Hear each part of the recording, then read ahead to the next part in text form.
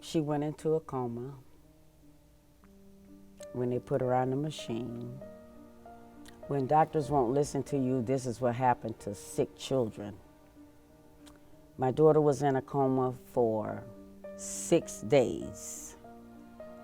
And I just couldn't understand it.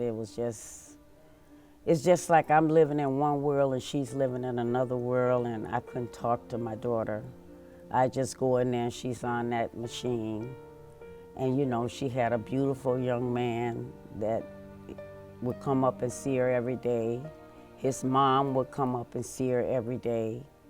And my father, who had passed, was the angel at the foot of her bed. And he would be telling her who's coming into the room.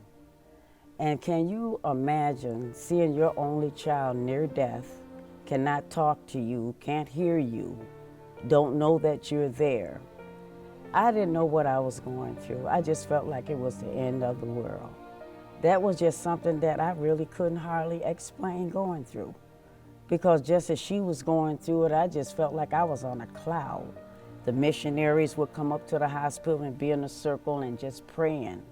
And all of a sudden, on about that, maybe about 12 o'clock that first night when she went into a coma, it's like a spirit just told me, Lillie, get on the elevator and go home.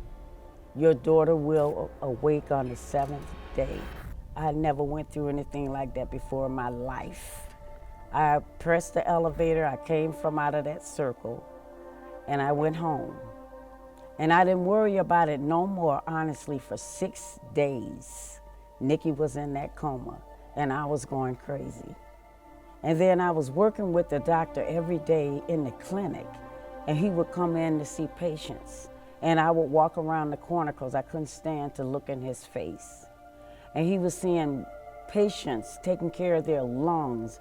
People was coming in, honestly, and they couldn't breathe.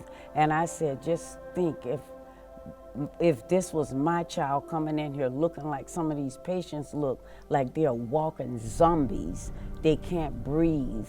They would have to put them on these oximeters to try to inhale and exhale, and they couldn't. They're coming in oxygen on high doses of steroids. And it was something that was really driving you crazy. And I said, what are they doing? They're killing these people, and then they're trying to kill my child. And that was the hardest thing in the world to understand. I go up and see Nikki.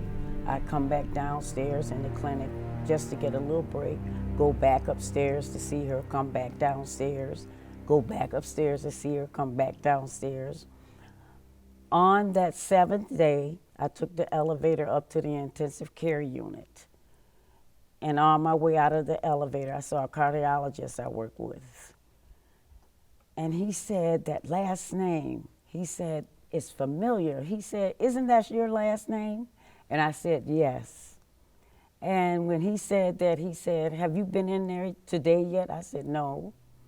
And he said, when you go in there, he said, you go in that room and you talk to your daughter, bend down to her ear. He said, and call her name. And you keep calling her name. And then as I was walking down the hall, I kept thinking about what the doctor had said to me.